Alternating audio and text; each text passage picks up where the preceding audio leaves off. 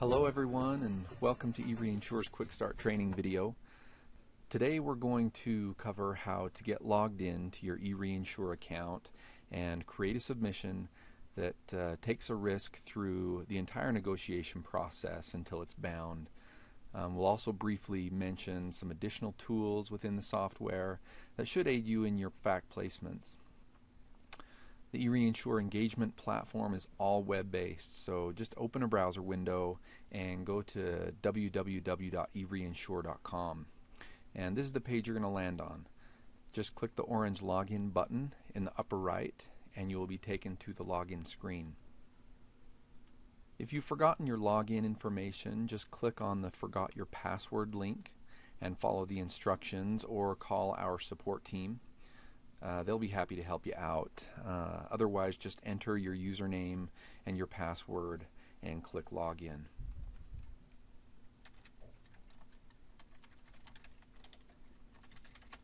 This is your home page.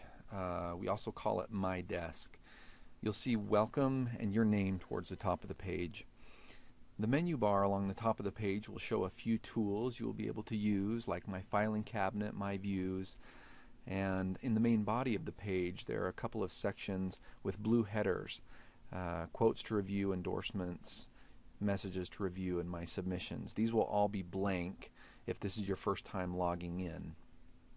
In the upper right there are links to a help section and your settings. Let's begin by clicking in the settings. You'll see a section with your personal information. To update this data, just click on the edit button and that will take you into your user information. And throughout the negotiation process, eReinsure is going to send notification emails to let you know when changes take place or some action is needed. So make sure your email address is correct so you can receive those notifications. You can also copy in any colleagues on your notification emails in case you're out of the office for a time. Just go ahead and click on the Other Email Addresses field and enter in the email address of that person. When you're done making edits to your user information, all you need to do is click Save Changes and all of that information will be saved. Next, let's click on the Edit Personal Distribution List button in the upper left. This is where you establish a list of your favorite contacts. These are the underwriters and brokers you most frequently approach for fact placement. The company names are going to be listed on the left-hand side of the page alphabetically. Just click on the company you want to approach and mark the checkbox next to the name of the person or persons you want to add. The system will save multiple selections as you navigate through the different companies, so don't worry about having to click Save between each edition.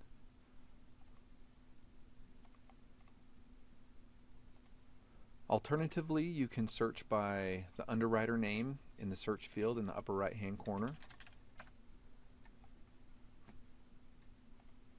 Then when you've added all of the different underwriters or brokers you want on your distribution list, just click Save Changes and you will be taken back to your settings page. And you'll notice under the Personal Distribution List section all of the names of the underwriters or brokers that you've added to your list. This doesn't mean that every time you create a submission that all of these individuals are going to receive it. It just means that when you've uploaded all of the client information into the platform, that you will be able to quickly choose which of these individuals that you want to receive it. Now let's go ahead and create a submission. At the top of the screen, click on the Create Submission link. This takes you into the Create Submission page, and all you need to do is fill out the fields that it asks for. The required fields are marked with a red asterisk, and for the sake of simplicity in this demonstration, I'll focus mainly on those.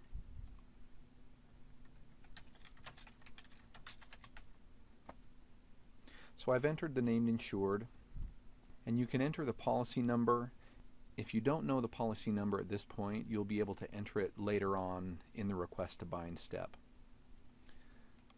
The policy and reinsurance effective date fields default to a 1-year term, but those can be changed manually. Just make sure that the terms and conditions of the reinsurance line up with the term correctly. Select your class and policy type and indicate which template you want to use. Your template selection will determine the types of fields you might fill out on the next page. Most eReinsure users find the short form template to be the quickest and most flexible. Select your currency and then click Next Step to enter the underwriting information. The short form template is divided into different sections, for each of which you can attach files or enter descriptions into the text boxes. For browsers that support drag and drop functionality, you can drag files from a folder and just drop them into the attach file window.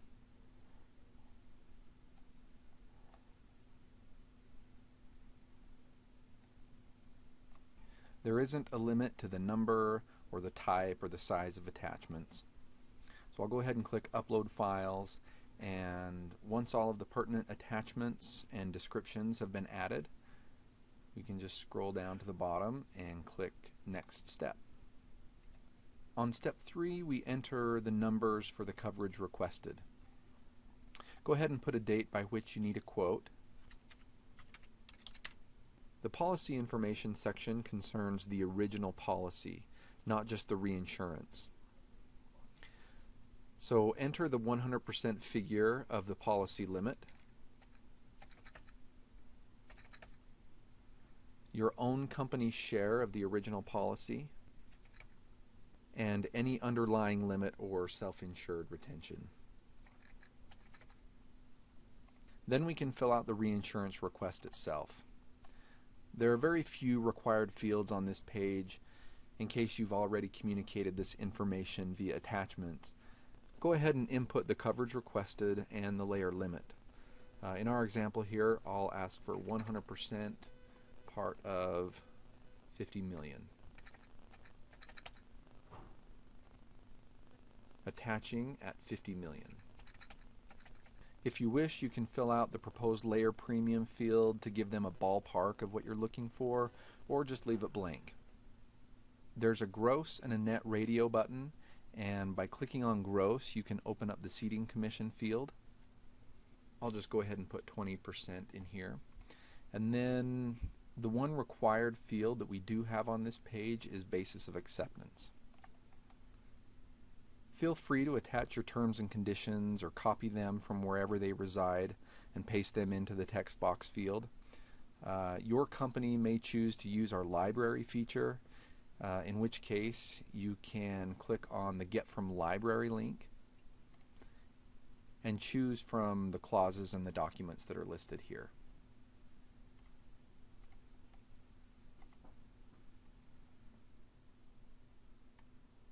Now, if you would like to specify any additional lines or layers or quotes, click the Add Another Request button.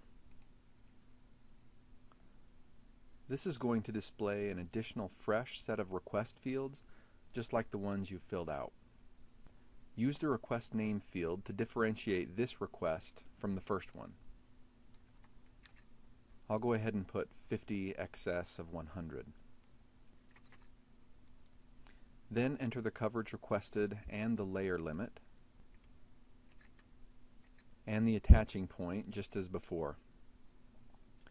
If you want to apply the same terms and conditions as you entered in the previous request, just click the Copy from Request Number 1 button. The system can handle as many requests as you need. There are other comment fields with attachment capabilities on this page as well, but once you're done filling out all your work, it's a good idea to save that work. There's a quick save button that will keep you on this particular page, or you can click the Save as Draft button to exit the submission and then return at a later time. Once you're finished, though, you can move to the next step. Here on step 4, we're going to select our markets, and you're going to be presented with the list of names that we'd previously set up on the personal distribution list. If you don't see the individuals you're looking for here, click on the blue button to add more markets or recipients. And when you're ready, go ahead and click Next Step. You'll be asked to review the submission and make sure that the correct markets have been indicated. Then when you click Submit, you will be brought back to your home page with a note letting you know that your submission has been sent. Immediately, each of the markets that you sent it to will be automatically notified via email. To find that submission, just look in the My Submissions section towards the bottom of My Desk. It will be there with a status of in progress. If you want to update the submission or send it to additional markets or reassign it to another underwriter, just click on the named insured and follow the links to do that. When the markets have quoted back, you will receive a notification email. You can link in directly to the quote from that notification email, or you will find the quotes in My Desk under the Quotes to Review section by clicking on the named insured. Review the quote information, paying special attention to the red italicized font, which indicates that something changed from when your request was sent. Once you've reviewed your quote information, you can retract the submission, you can choose not to accept it, you can click on the counteroffer button and continue the back and forth negotiation until you get to a consensus, or you can request to bind. Let's go ahead and click on Request to Bind. A summary appears toward the top of the screen, and you'll be asked to enter the writing company and a policy number. If you do not have a policy number at this point, you can enter to be determined and add it at a later date through an update. Depending on your company, there may be some other customized fields, but when you're ready, you can go ahead and click Request to Bind. You'll be brought back to your home page with a note letting you know that your request to bind has been sent. The submission will not be bound and finalized, though, until the counterparty clicks Agree to Bind. Once that has been done, you will be notified via email and a message will appear in your Messages to Review section. You will see that the named insured will continue to show under the bottom section My Submissions with a status of in progress until it has been moved into your filing cabinet. To do that, just go ahead and click on the named insured, and the Move to Filing Cabinet button is located under Tasks on the left-hand side of the page. If there are any outstanding negotiations or lines that haven't been yet resolved, you'll be asked to retract them or resolve them at this point. So I've gone ahead and done that here.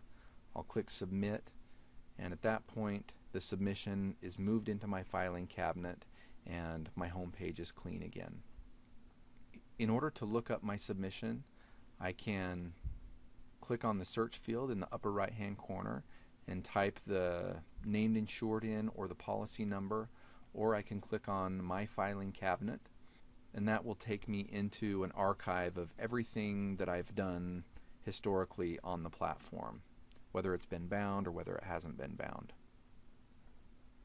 Of course, there are many more tools in eReinsure that you can use to make your reinsurance transactions easier, like sending a renewal, making an endorsement, or just updating or reviewing your submissions. Click on the help link in the upper right hand corner in order to consult the how-to information or to download user guides. You can feel free to look at our other tutorials or call eReinsure support for world-class customer service. We wish you luck creating your submissions, and just let us know if you have any questions. Thank you.